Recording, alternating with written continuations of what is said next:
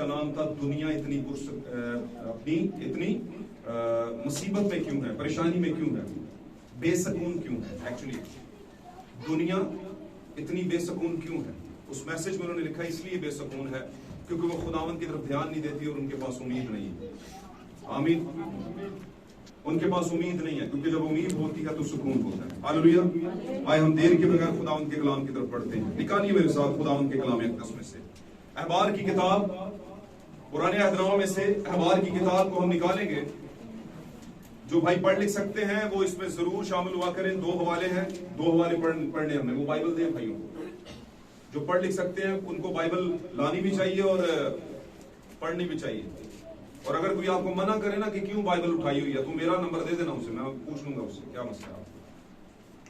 Bible आपके घर में, बाइबल क्रिश्चियन का संगार है। अगर आपके पास बाइबल नहीं है तो आप मसीही तो हैं लेकिन एक जबरदस्त मसीही नहीं है। हालेलुया। बाइबल अगर पढ़ सकते हैं तो जरूर लाया करें। हालेलुया। निकालिए अहबार की किताब 23वां बाब 15वीं और 16वीं आयत पढ़िएगा। और एक भाई निकाले अहबार ही की किताब, उसका 26वां बाब निकालिएगा और उसकी दूसरी आयत को पढ़िएगा। सिर्फ एक आयत जी। सबसे पहले अहबार 23 की 15 और 16 जी। बुलंद आवाज कोई भी भाई पढ़ दे जिसने निकाला होगा। और तुम सब्बत के दूसरे दिन से जिस दिन हिलाने की कुर्बानी के लिए पूला लाओगे गिनना शुरू करना, जब तक 7 सब्बत पूरे ना हो जाएं। जी पढ़िए। और 7वें सब्बत के दूसरे दिन तक 50 दिन गिन लेना, तब तुम खुदावन के लिए नजर की नई कुर्बानी गुजारना। आमीन। तो दूसरी आयत भी पढ़ेंगे। अहबार की किताब 26वां बाब और तीसरी आयत पढ़िए। अगर तुम मेरी शरीयत पर चलो और मेरे हुक्मों को मानो जी। 26वां बाब तीसरी आयत। एक मिनट। दूसरी आयत। तुम मेरे शब्दों को मानना, तुम मेरे शब्दों को मानना और मेरे मकदस की ताजीम करना, और मेरे मकदस की ताजीम करना। मैं खुदावंद हूँ, मैं खुदावंद हूँ। एक हवाला और निकालिए। खुदावंद आपको बरकत दे। हम 3 हवाले लेंगे। किताब मुकाशवा में चलते हैं। चैप्टर 1 निकालेंगे। किताब मुकाशवा चैप्टर 1 एक ही बार हम हवालों की तलावत कर लेते हैं ताकि हमारे पास एविडेंसेस आ जाएं। हालेलुया।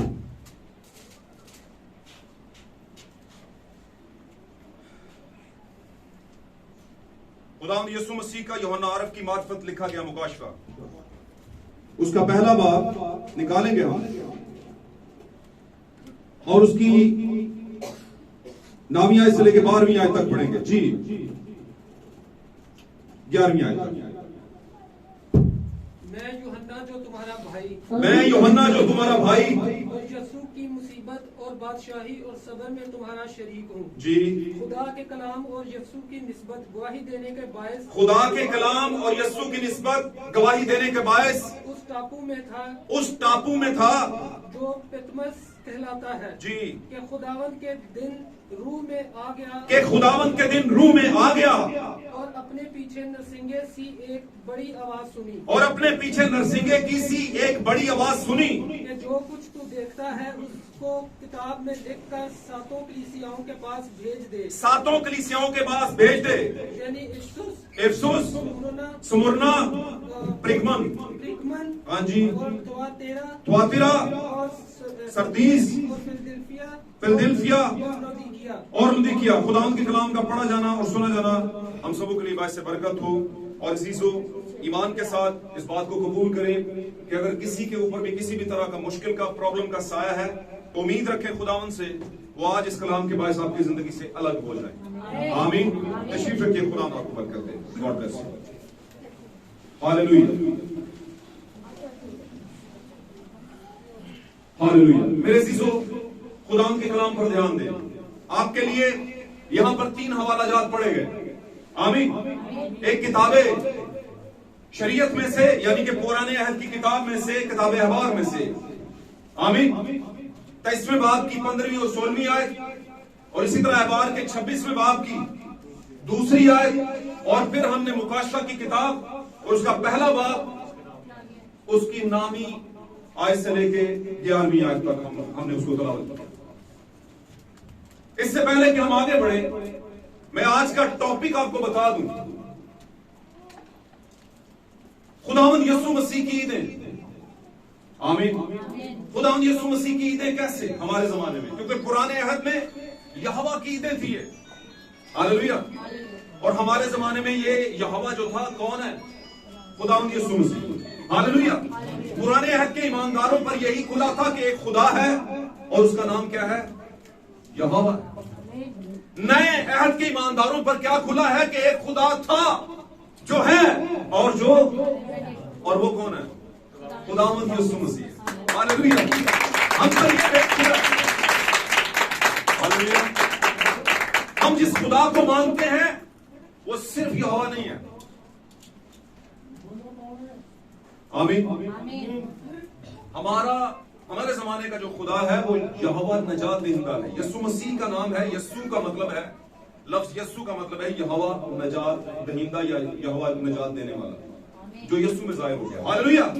इसलिए पुराने अहद के अंदर, जैसा कि मैं पहले भी बयान कर चुका हूं कुछ इबादत के अंदर, इससे पहले भी, कि पुराने अहदनामा में जो कुछ हुआ वो सब कुछ साबित होना हमारे जमाने में जरूरी है।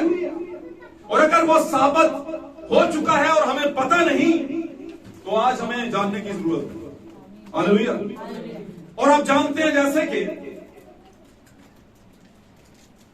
हम पिछले दिनों में ईदों के सीजन में से गुजरते हुए आज इस इतवार के अंदर चौथे नंबर की जो ईद है पुराने अहदनामे के मुताबिक, और हमारे नए अहदनामे में कैसे उसको पूरा किया जाता है, उसको सीखने की कोशिश करते हैं, आमीन। इससे पहले आप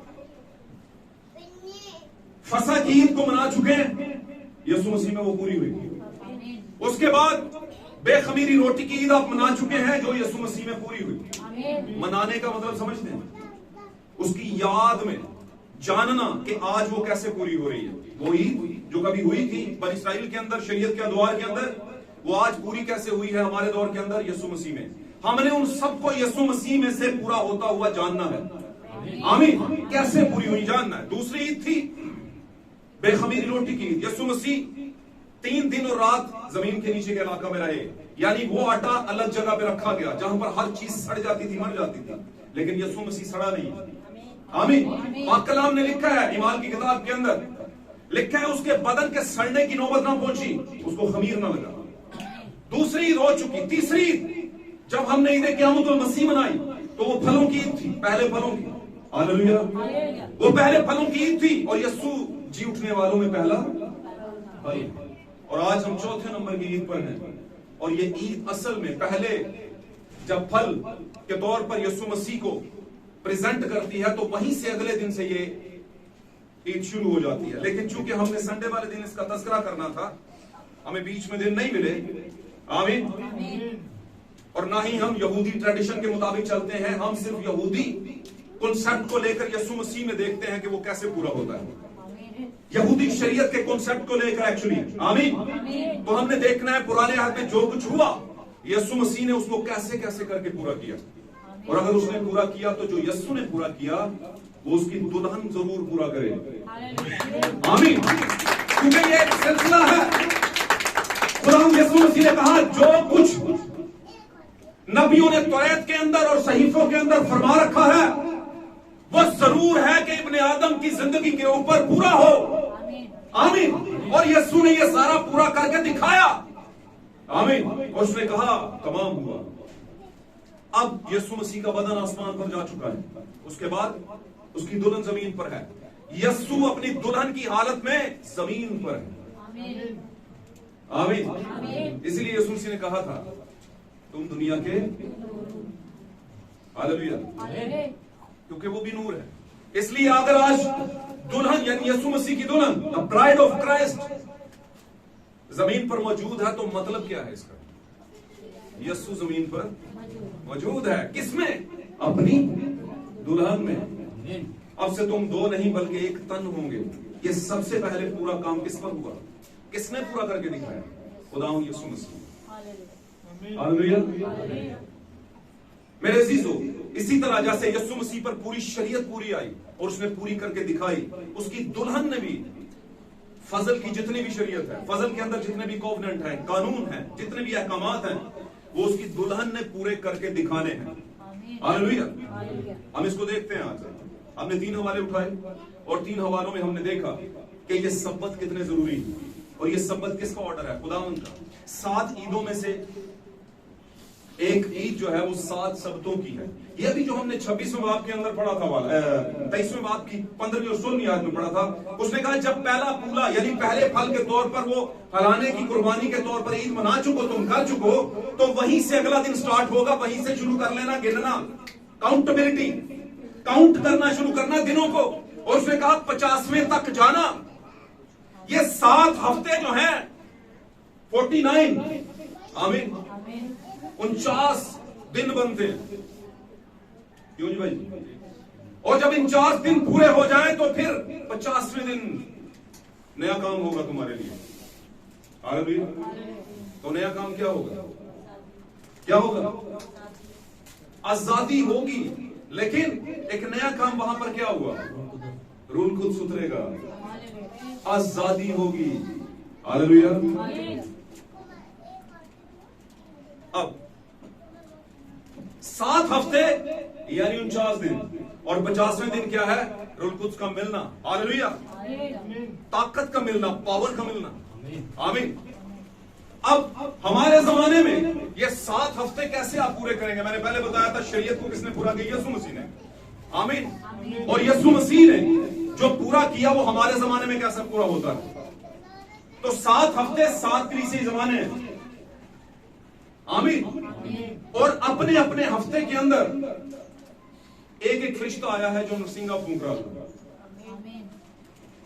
मेरी बात समझ आ रही है सबको? गुड। इमाल की किताब के इसमें मुकाशर किताब के पहले बाब में हमने पढ़ा है। हालेलुया। 7 कलीसियाओं को लिख, और फिर आपने आगे जाएंगे 6ठे बाब के अंदर और दीगर, तो आपको फरिश्ते नजर आएंगे। आमीन। इन कलीसियाओं को टेक केयर करने वाले, इनके पास जिंदगी का कलाम लाने वाले। हालेलुया। और एक नरसिंगा होता था उनके हाथ में। वो क्या था? खुदा का वादे का कलाम, जो उनके जमाने का था। अपने अपने जमाने में हर एक फरिश्ते ने वो नरसिंगा फूंका। हालेलुया। और इसी तरह करते कराते क्या हो गए? 7 हफ्ते। हम कौन से हफ्ते में? हम 7वें हफ्ते में। उस वक्त 7 हफ्तों के बाद क्या होता था? 7 हफ्तों का एक सबत होता था। आमीन। मैं आपको बताता चलूं, बाइबल के मुकद्दस के अंदर 7 को सबत कहा गया है और सबत आराम को भी कहा गया है। यीशु मसीह ने इसको फरमा रखा है। आमीन। आमीन। खुदा के बरगजीदों के लिए अभी सबत का आराम बाकी है। बात कलाम में लिखा है। तो सबत क्या है? खुदा का आराम। और अगर खुदा आराम में है तो दुल्हन कैसे बेचैन हो सकती है? दुल्हन भी क्या है? आराम में। आमीन। ऊंचे महल मनारे तेरे, खरीदो जमीना, और जमीनों के चक्कर में नाजायज भी करो बहुत सी चीजें, हासिल कुछ नहीं होना, हिसाब अपना अपने देना पड़ेगा। आमीन। जिंदगी वैसी बड़ी शॉर्ट हो गई है इंसान की। मैं कोशिश कर रहा हूं आपकी रूह को जगाने की। जरूर घर बनाए, लेकिन ये मत सोचे कि इतनी दिल लाग रखना है। तो 7 दिनों का एक सबत होता था और फिर 7 हफ्तों का एक सबत होता था और तीसरे नंबर पर 7 सालों का एक सबत होता था और वो साले युबली होता था। आमीन। 7 सालों का जो एक सबत जब पूरा होता तो उससे अगले साल के पहले दिन ही साले युबली शुरू हो जाते। आमीन। अब 7 दिन तक उसने कहा तुमने क्या करना है? दिनों को गिनना शुरू कर देना है और 50 दिन होंगे और 50वें दिन आप 49 दिन होंगे और फिर अगले दिन 50वां जब होगा तो फिर एक नया काम होगा, रूह कुदस उतरेगा और आपको कुव्वत देगा। फिर आपका खौफ दूर हो जाएगा, डर खौफ दूर हो जाएगा। आमीन। और इसी तरह अगर हम इसको देखें अपने जमाने के लिए तो 7 कलीसियाई जमानों में जो मुकाशवा ने भेद खोला इसका कि वो 7 हफ्ते दरअसल 7 कलीसियाई जमाने हैं। आमीन। और 7 कलीसियाई जमानों में से आखिरी दिन के अंदर हैं हम, और अब 50वां शुरू होने वाला है। और जब 50वां शुरू होगा, उनके लिए एक बड़ा काम हुआ, नया काम। क्या हुआ? रूलकुत सूत्र। हालेलुया। रूलकुत सूत्र। और जब रूलकुत सूत्र, और हमारे जमाने में रूलकुत सूत्र हुआ है। हालेलुया। 7वें कलीसियाई जमानों में हम 7वें कलीसियाई जमाने में अगर हम देखें, जब ये 7 जमाने पूरे हो जाएंगे और 50वां दिन आ जाएगा, यानी अगला दिन शुरू हो जाएगा, तो फिर कलीसिया रैप्चर करेगी। आमीन। क्योंकि उसके बाद कोई जमाना आने वाला नहीं, ना ही कोई शरीयत, ना ही कोई अंजील। आमीन। इसलिए अब रूलकुत सूत्रेगा नहीं कि उन पर मोहर करे, नहीं। अब 50वें दिन क्या होगा हमारे लिए? 7 जमानों के बाद क्या होगा? हम रैप्चर करेंगे, आसमान पर उठाए जाएंगे। और आप भी जानते हैं, यीशु मसीह जब जी उठे तो 40 दिन तक जमीन पर रहे। आमीन। 40 दिन तक क्या हुए? जमीन पर रहे। और उसके बाद 10 दिन के बाद 50 दिन पूरे हो गए। गौर से सुनिए, यीशु मसीह 40 दिन तक जमीन पर रहे जी उठने के बाद। उसके बाद 50, 10 आगे काउंट कर लें, यीशु मसीह 40वें दिन आसमान पर चले गए। और उसके बाद क्या हुआ? उनसे कहा कि कुछ ही दिनों के बाद तुम रूलकुद्स पाओगे, उतनी देर तक यरूशलेम से बाहर ना जाना। और फिर आगे काउंट करें तो 10 दिन बनते हैं। आमीन। और जब 10 दिन बन गए तो क्या हुआ? वही खुदा जो आसमान पर, यीशु मसीह जो आसमान पर गया था, वही उन पर रूह की हालत में उतरा। आमीन। रूह की हालत में उतरा।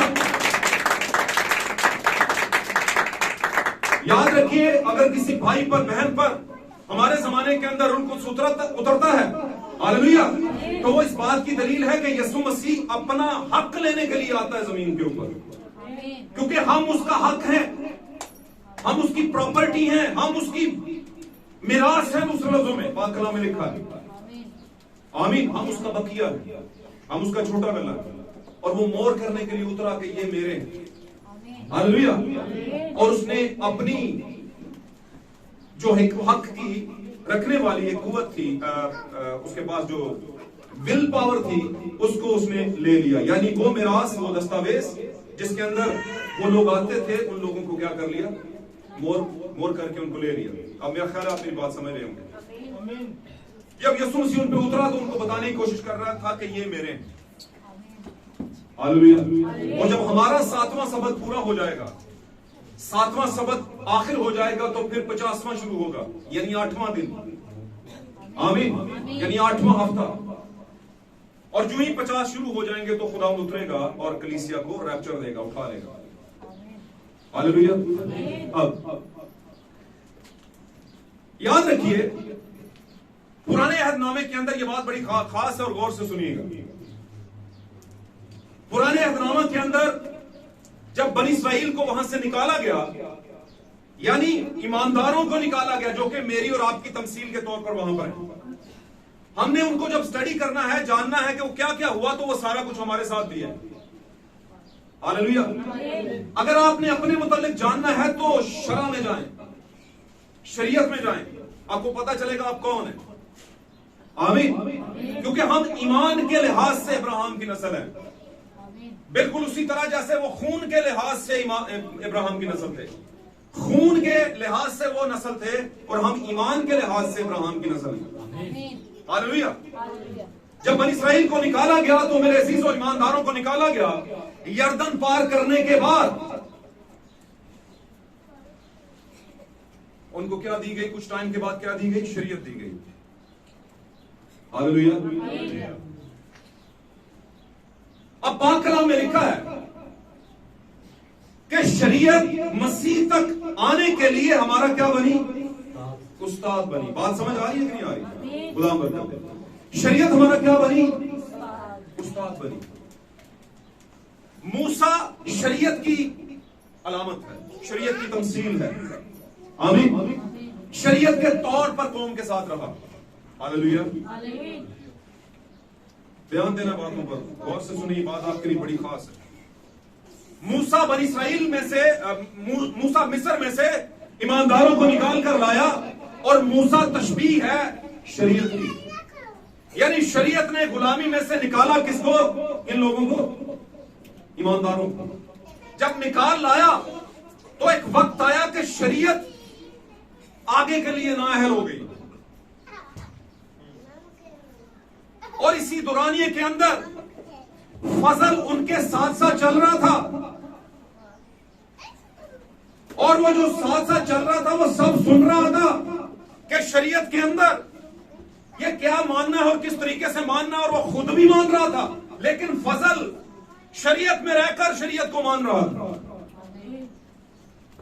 और वो फजल कौन था? ओके, लेकिन उस वक्त फजल कौन था? यशवा। यशवा जो लफ्ज है वो यसू ही है। आमीन। जो यशवा लफ्ज है, लफ्ज यशवा, उसका मतलब है यसू। नया नामे का यसू, यशवा इस सूरत में शरीयत के साथ साथ चल रहा है और शरीयत को पूरा कर रहा है। शरीयत फजल तक लाने के लिए हमारा उस्ताद बनी मुकद्दस पौलुस फरमाते हैं, और इस बात का बड़ा गहरा भेद बता रहा हूं, पास रखेंगे तो बहुत बरकत मिलेगी। कौम निकल आई, छुटकारा हासिल कर लिया, मूसा का बपतिस्मा ले लिया, यरदन में से गुजर गए, ऊपर बादल है और रात के वक्त में सतून है साथ, और फिर एक चट्टान भी है जो उनको पानी देती है। हालेलुया। और बहुत सी जगहों पे आगे जाकर देखें तो बहुत बड़े बड़े अजायबात हैं, मन का आना, आमीन, बटेरों का आना, आमीन, और इसी तौर पर मारा का कड़वा पानी मीठा हो जाना, आमीन, हालेलुया। और ये सारा सुनहरियों गुजार के वो पहुंचे किधर? कादिस बरनी के अंदर। इस सारे सुनहरियों के अंदर शरीयत मौजूद है, लेकिन शरीयत के साथ साथ फजल भी मौजूद है, और वो फजल कौन था? साथ साथ यशुआ। आमीन, प्रेज़ गॉड। यीशु मसीह के जलाल के लिए तालियां हो।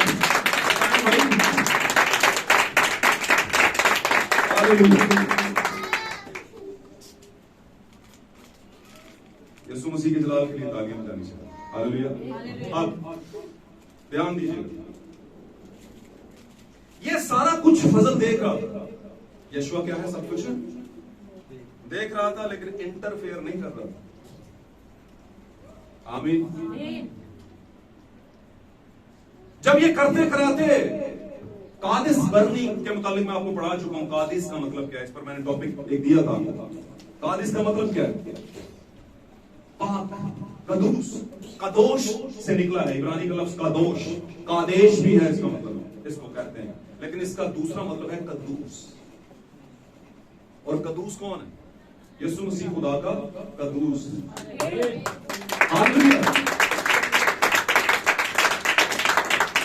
अब ईमानदारों का क्या हुआ? शरीयत ने निकाला उनको कहां से? मिस्र की गुलामी से, और सारे हालात के अजायबात देते देते देते देते, और इन्हीं हालातों के दरमियान में वो बोले भी नबी के ऊपर, बड़ा कुछ हुआ, बहुत ऊपर नीचे की बातें हुई, आमीन। लेकिन ये अब पीक का मकाम था। अब उसने कहा, अब शैतान ने कहा, अब जाने नहीं दूंगा आगे, और वहां पर उसने दो लोग खड़े कर दिए उनके बीच में। आगे 2 दिन का सफर था भाई, थोड़ा सा सफर था मतलब, आमीन। अब तो सारा हाथी निकल गया था, पीछे रह के क्या था? क्या दुम रह गई थी, लेकिन ये दुम पकड़ी किसने थी? पकड़ ली उसने दुम, किसने पकड़ी थी? बोले बोले क्या हो गया? ईमानदार निकल आए, आगे थोड़ा सा सफर है, दुम पकड़ ली किसी ने कि आगे नहीं जाने देना तुम्हें। अबलीस ने पकड़ी 2 लोगों में से खास तौर पर होकर, और वो कौन थे? कूरा और दातन। ये 2 लोगों का नाम आया है। हालेलुया। और उनका वैसे मसला क्या था? उनका मसला यह था कि हाँ तू नबी है, ठीक है, पर हमारे पास भी एक तशरीह मौजूद है, हमारे पास भी एक डॉक्ट्राइन मौजूद है, हमारे पास भी ऑर्डर है खुदा के, आमीन। सिर्फ तू ही नबी नहीं है, हमारे पास भी कुछ बातें, आमीन। लेकिन याद रखिए, खुदावन अपने नबी को जब खड़ा करता है तो उसके सगे भी उसके खिलाफ हो जाए तो वो उनको भी कोड लगा देता है। आमीन। उसकी बहन मरियम, उसने बोला नबी के खिलाफ, तो उसको क्या लगा था वहां पे? कोड़ लग गया। समझे बात को? नबी यामी नहीं होता, घर दा जोगी वाला जोगड़ा नहीं होता, वो खुदावन ने ठहराया होता है। उसकी बातों के पीछे कोई बात होती है। हालेलुया। आप उसे लाइट नहीं ले सकते, इतना इजी नहीं ले सकते। आमीन।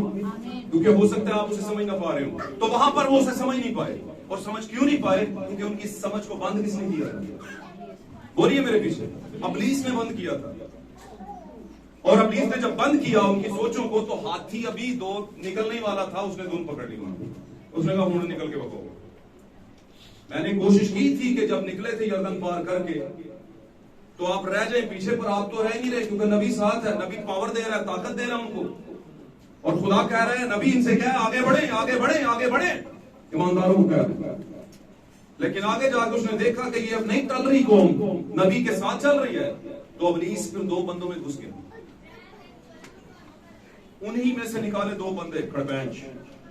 उन्होंने कहा तू अकेला ही नबी नहीं है, हम भी नबी हैं, हमारे ऊपर भी नबूवत उतर दूंगा। तो क्या खुदा को ये बात पसंद आई? नहीं। हुआ क्या था इसके बाद? जब ये बातें हुई तो क्या हुआ? जलाने वाले सांप आ गए। जलाने वाले सांपों ने किया क्या था? डसना शुरू किया। हालेलुया। सभी को डस रहे थे, वो किसी को नहीं छोड़ रहे थे, क्योंकि सारी कौम में फसाद डाल गया दो लोगों की वजह से। हालेलुया। तड़प रहे हैं वो, और खुदावन को तरस आ गया। हालेलुया। खुदावन ने कहा मूसा पीतल का एक सांप बनाओ और उसको ऊंचे पर लटका दे, और इनसे क्या है कि जो कोई इस सांप की तरफ देखेगा, पीतल के सांप की तरफ देखेगा, वो हीला हो जाएगा, शिफायाब हो जाएगा, उसको सुकून हो जाएगा। हालेलुया। और भाई इब्राहिम में अपने एक मैसेज में बयान करते हैं कि ये बड़ा सख्त हालात था, बड़ी मुसीबत का समय था। बिल्कुल वैसे ही जैसे 7वें कलीसिया जमाने के अंदर दुनिया को देखें तो इंतहाई मुसीबत के समय के अंदर हर कोई डसा हुआ है, अपनों से, गैरों से, लेफ्ट से, राइट से। आमीन। और इसी सारी सुनहरियों में, इस सारे सुनहरियों में हमारे जमाने का नबी,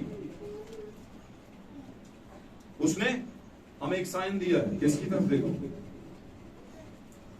आमीन। उस वक्त वो सांप किसकी तशबीह था? खुदा यीशु मसीह की तशबीह था वो सांप। सांप बेसिकली गुनाह है। सांप क्या है? बेसिकली। और पीतल क्या है? खुदा की अदालत का निशान है, खुदा के गजब का निशान है। यीशु मसीह ने दुनिया का सारा गंद अपने ऊपर ले लिया। आज अगर आप दुल्हन हैं तो ये फूल हमने खैरात में नहीं पाए हैं, उन्होंने दिल दिया है तो बाहर आई है। तो यीशु मसीह ने अपना फूल दिया भाई आपके लिए। तो आज अगर हम उस यीशु को देखते हैं, उसकी मौत के मंजर को देखते हैं कि उसने कुर्बान कर दिया अपने आप, पीतल के सांप के तौर पर सलीब पर चढ़ गया हमारे लिए, और खुदा का गजब जो हम पर आने वाला था वो उस पर आ गया। क्योंकि खुदावन ने क्या करना था? इंसाफ तो करना था। खुदा झूठा नहीं, वो बुरे को सजा देता है, और यीशु मसीह ने वो सारी सजाएं अपने ऊपर सह ली। तो मेरे अजीजों, वहां पर क्या हुआ? ऊंचे पर एक सांप को लटकाया गया और लोगों से कहा गया देखो, और लोगों पर बड़ी मुसीबत थी। लोगों ने अपने बच्चों, बड़ों, बुजुर्गों, बहनों, भाइयों को, नौजवानों को कहा होगा कि उसकी तरफ देखो। जिसको नहीं भी पता उसको भी कहा होगा इसकी तरफ देखो। आमीन। वहीं से छुटकारा है आपका। भाई इब्राहिम कहते हैं कलवरी के पहाड़ पर हमारी नजात थी, क्योंकि कलवरी के पहाड़ पर ऊपर कोई टंगा हुआ था। आमीन। जिसने सोचा नहीं है कि कल को ये मुझे नहीं मानेंगे, कल को ये अपना मुंह साइड पर कर लेंगे, ये उसने सोचा ही नहीं। उसने सिर्फ ये सोचा कि मैं जान दूंगा, इनके लिए एक प्लस पॉइंट रखूंगा दुनिया के अंदर, और जो भी मेरी जान देने पर और मरने और जी उठने पर ईमान लाएगा जिंदगी पाएगा। हालेलुया। उनके अंदर जिंदगी आ जाएगी, उनके अंदर वो गुनाहों से बच नहीं सकता, और मुसीबत उससे अलग रहेगी। जैसा कि आप जानते हैं उसके मार खाने से हम सब ने क्या पाई है? कसे हुए से शिफा पाई। हालेलुया। मेरे अजीजों, खास बात, वहां पर जब ये आए, वहां पर कूरा और दातन ने बलवा खड़ा कर दिया। वहीं पर खुदावन ने एक ऑर्डर किया। उसने कहा अब तुम आगे नहीं जाओगे, मूसा इनको लेकर वापस चला जाए और एक अलग जगह पे खड़ा कर जाके ये वहीं पर रहेंगे और सारी जिंदगी वहीं पर रहेंगे, और जब तक ये मर नहीं जाती नस्ल सारी की सारी, आमीन, तब तक आगे मत बढ़ना। और जब वो सारी मर गई तो खुदा ने वादा किया अब इनके बच्चों को लेकर वहां पर जाना। अब नई नस्ल जाएगी आगे अब्दियत में, क्योंकि तुम अपने बाप दादा के अयान से, मेरे अहकामात से मुनहरफ रहे हो। खुदा ने फरमाया कि तुम्हारे बाप दादा ने मेरी बात नहीं मानी, नहीं सुनी। बातें करने को बहुत है लेकिन करूंगा नहीं, क्योंकि बातें फिर ना लग जाती हैं दिल पे कहीं ना कहीं जाके। इस जमाने की सबसे बड़ी प्रॉब्लम पता क्या है? लोग कहते हैं पास्टर आए तो साढ़े पैर पकड़े। भाई जी की हो गया मेरे को, आया करो। यीशु मसीह ने कभी जिंदगी में किसी के पांव नहीं पकड़े खींच कर लाने के लिए। ऐसे तो यीशु मसीह ने पांव धोए, उसने कहा जो बड़ा होना चाहता है अपने आप को, लेकिन यीशु मसीह ने ऐलान खास किया है, जो कोई प्यासा है, कहां पर मैं उसके पास जाऊं या वो मेरे पास है? जो कोई प्यासा है मेरे पास, और आबे हयात मुफ्त ले, आमीन, मुफ्त आबे हयात यानी जिंदगी का पानी ले। वहां पर जब सारी कौम मर गई तो खुदा ने, चूंकि यह भी कहा हुआ था कि मूसा तू भी अब्दियत में नहीं जा पाएगा, सॉरी वादे के मुल्क में नहीं जा पाएगा, क्योंकि तूने और हारून ने, तुम दोनों ने क्या किया है, मेरे हुक्म को नाचीज जाना है, और तुमने दोबारा चट्टान के ऊपर मूसा मारा है। मैंने तुम्हें कहा था चट्टान को कहना है। और चूंकि खुदा इंसाफ पसंद खुदा है, जब नबी भी गलती करे तो उसे माफ नहीं करता। आमीन जी, हालेलुया। ऐसे नहीं है कहना वंडे श्रेणियां पहुंचो अपने।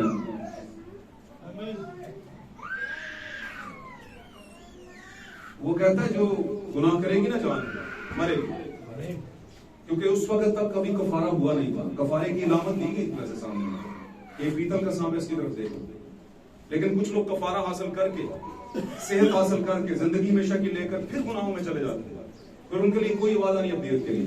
तो खुदा ने कहा मूसा और हारून आप भी नहीं जाओगे।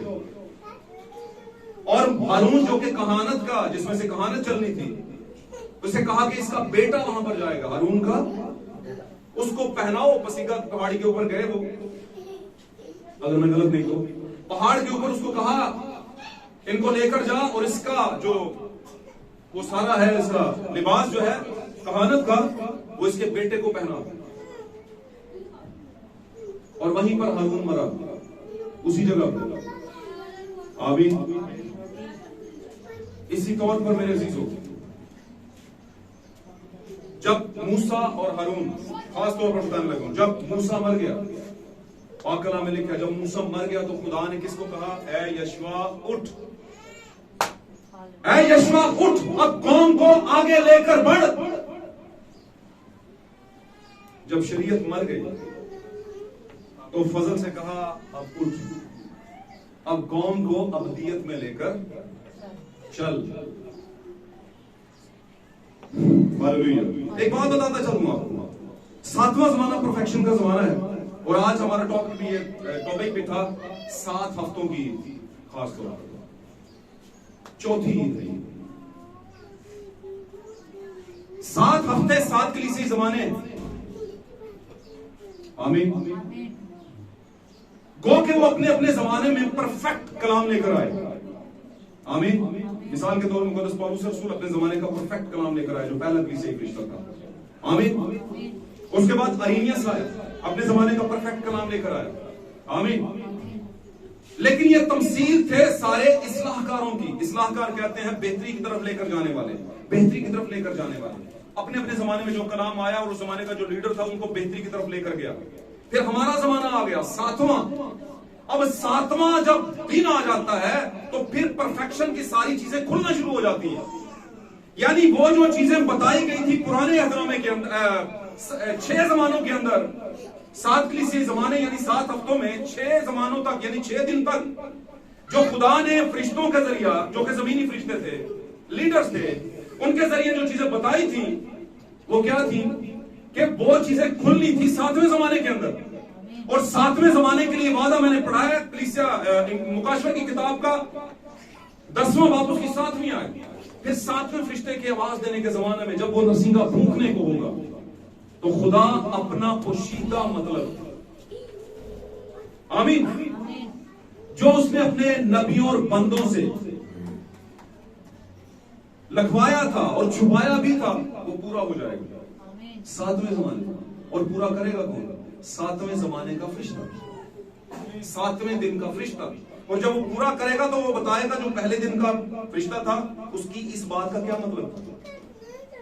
फिर वो बताएगा दूसरे जमाने का, दूसरे दिन का जो फरिश्ता था उसकी इस बात का क्या मतलब था। क्योंकि ये 6 जमानों में हमने सब कुछ पढ़ तो लिया, आमीन, कि खुदा कह रहा है इफिसुस की कलीसिया को फरिश्ता को लिख, क्या लिख, जो कह रहा है वो उसका मतलब क्या है,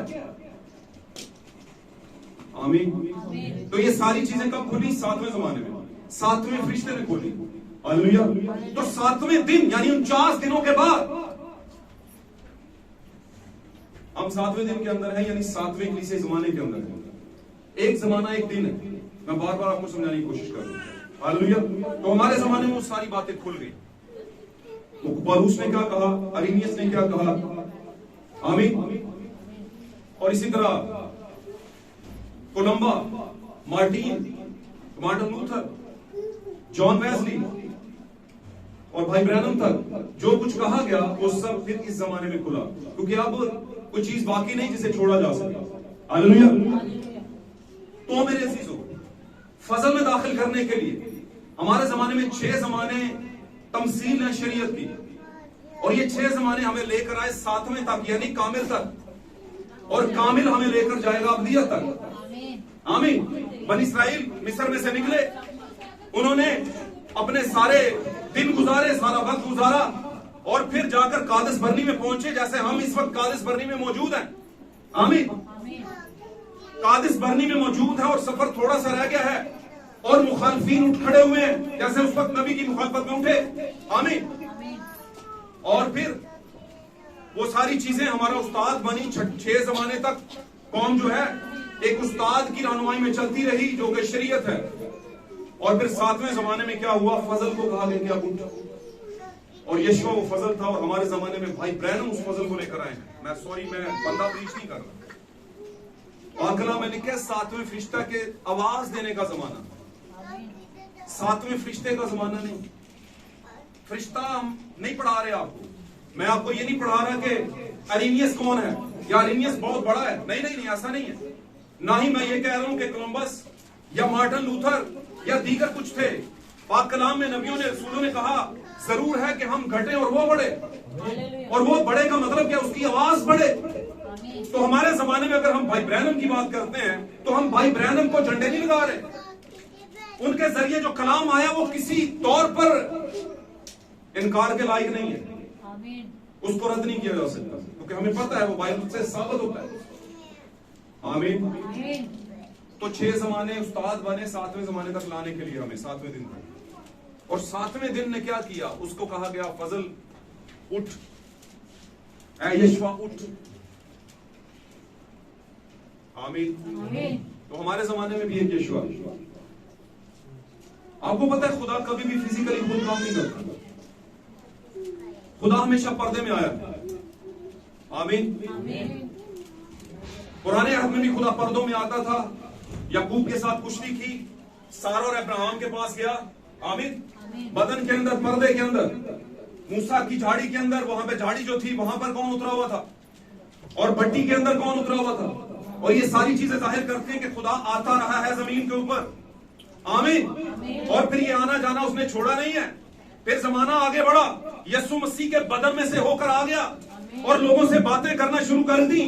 साइंसदानों ने कहा हमें कोई और चीज नहीं चाहिए। यूहन्ना की इंजील के 4 बाब के साइंसदान जो समझते थे कि कुछ नजर आए, और उसने कहा ऐ यीशु बाप को हमें दिखा, हमारे लिए इतना ही बहुत है। और साइंसदानों को खुदा ने फिर कहा कैसे साइंसदान हो यार तुम्हें यही नहीं पता कि मैं इतनी मुद्दत से तुम्हारे साथ हूं और तुम मुझे जानते नहीं। आमीन। फिर मेरे अजीजों वक्त बड़ा आगे, यस्सु बदन को लेकर आसमान पर चले गए और उसके बाद 120 की जमात पर 50वें दिन रूह कुद्स की सूरत में आ गए और अपना हक जो है वो क्लेम कर दिया कि ये मेरे। आमीन। फिर वक्त आगे बढ़ा, कलीसियाई जमाने शुरू हुए और 7वें जमाने में आकर,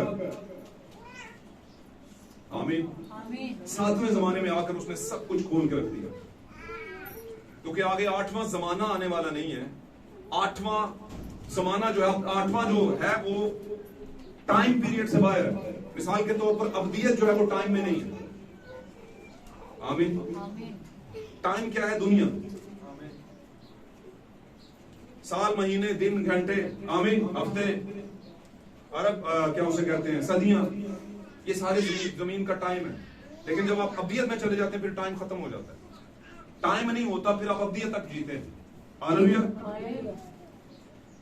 तो 7वां जमाना 7वें दिन की ईद, 7वां हफ्ता है। आमीन। यशवा साथ था, यशवा ने इंटरफेयर नहीं किया। यीशु मसीह शरीयत के अंदर साथ था, लेकिन यीशु ने इंटरफेयर नहीं किया। यीशु के जमाने में भी एक नबी था, कौन? यूहन्ना। जब यूहन्ना प्रीचिंग कर रहा था, यीशु मौजूद था, लेकिन यीशु ने इंटरफेयर नहीं किया। और जब यूहन्ना मर गया, एलिया चला गया। आमीन। यूहन्ना एलिया था, नबी था। हालेलुया। जब वो मर गया, उसका गला काट दिया गया और यीशु को पता चला, तो यीशु ने फिर मिनिस्ट्री शुरू की। फजल ने क्या किया? उठा और फिर आगे लेकर बढ़ा। हालेलुया। बिल्कुल उसी तरह जब तक मूसा मर नहीं गया, यीशु उठा नहीं और आगे बढ़ा नहीं। खुदा ने कहा, यीशु तू कौम को लेकर जाएगा। तो शरीयत फजल तक लाने के लिए हमें हमारा उस्ताद बनी। आमीन। मेरे अजीजों, आज हम 7 हफ्तों की ईद के मुतालिक पढ़ रहे हैं, और ये 7 हफ्तों की ईद चलेगी काउंट करने से, जब से हमने ईद क़यामतुल मसीह मनाया है, पहले पल की ईद, वहां से लेकर काउंट करेंगे तो आपको पता चलेगा कि 50वें दिन फिर ईद पेंतिकोस्त है। आमीन। और उस दिन बड़ा खास काम हुआ है, रूह कुद्स उतरा और खुदा ने अपना हक जो है वो जाहिर किया कि ये मेरे हैं। आमीन। और इसी तरह हमारे जब 7वां दिन पूरा हो जाएगा और 50वें दिन खुदावंद उतर आएगा का मतलब यह है कि अपना हक लेकर जाएगा। हालेलुया। और कलीसिया को रैप्चर देगा। और रैप्चर क्यों देगा? 120 की जमात पर खास काम हुआ, और 7 कलीसियाई जमानों के बाद जो उसकी दुल्हन है उस पर खास काम क्या होगा? उनको तो रूह कुद्स मिला और हक जारी हुआ। लेकिन यहां पर जब हक जारी होगा कि ये यीशु के हैं, तो वो उन्हें जमीन पर छोड़ेगा नहीं, आसमान पर ले जाएगा, क्योंकि उधर से वक्त खत्म हो जाएगा। 7 जमानों के बाद वक्त खत्म हो जाएगा। हालेलुया। इसलिए आपको ये जानना जरूरी है कि खुदावंद के कलाम के अंदर जो ईदें पुराने नामे के अंदर दी गई हैं, अखबार के किताब के अंदर, उनका कोई मतलब है। हम उस चौथी ईद में से गुजर रहे हैं, यानी 7 कलीसियाई जमानों में से हम क्या हैं? बोलिए, गुजर रहे हैं। 7 हफ्तों में से हम गुजर रहे हैं। आमीन। अभी रैप्चर हुआ नहीं है, लेकिन रैप्चर होने को है। हालेलुया। यीशु ने उनको कहा था वेट करना, और वही चीज हमारे लिए कि हमने भी वेट करना। आमीन। यकीनन आज आप इस ईद को, इस टॉपिक को समझ गए होंगे, और इस बात को हमेशा याद रखिएगा, जो कुछ पुराने अहदनामा में जो कुछ भी लिखा गया वो यीशु मसीह की जिंदगी में पूरा हुआ। हालेलुया। और अगर उसकी दुल्हन के जिंदगी में, उसकी जिंदगी में पूरा हुआ है, तो उसकी जिंदगी दुल्हन है। अब उसकी जिंदगी दुल्हन के अंदर है। आमीन। वो अपने आप को प्रेजेंट कर रहा है दुल्हन के जरिए से। आमीन। तो अगर यीशु ने सब कुछ पूरा किया, तो उसकी दुल्हन भी जरूर सब कुछ पूरा करेगी। खुदा के कलाम का पढ़ा जाना और सुना जाना हम सब के पास है।